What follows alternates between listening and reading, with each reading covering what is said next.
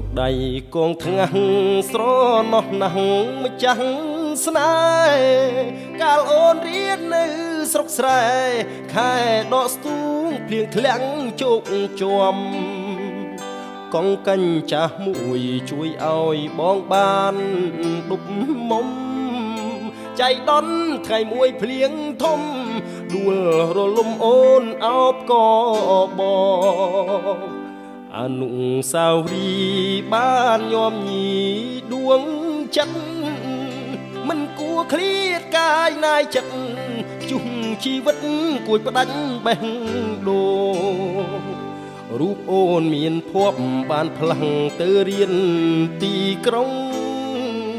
អូនផ្លាំងទាំងពណ៌បេះដូងដល់ដីក្រុងអូនភ្លេចស្រុក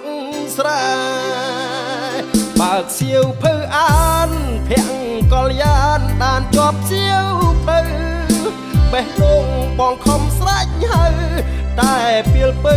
កនតើយបែកបែ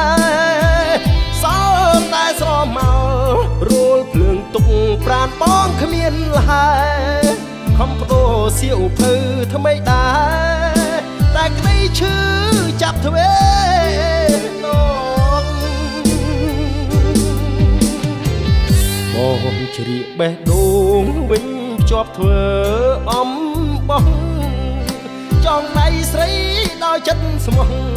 សូមស្រីស្រស់សំដូចបំណងអនុស្សាវរីយ៍យើងទាំងពីរបានចងក្រងរៀមទុកជាស្បៃទ្រាំខ្នងលូថ្ងៃបងចាងលោកអើយ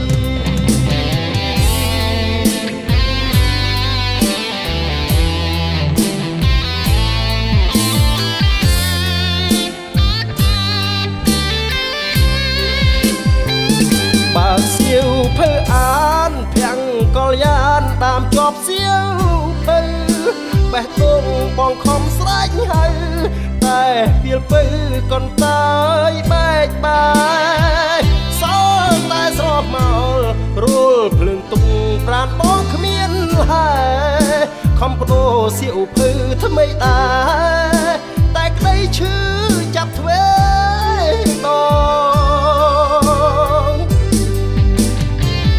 បងជ្រៀកបេះដូងវិញជាប់ធ្វើអំបងចងដៃស្រីដោយចិត្តស្មោះសូមស្រីស្រស់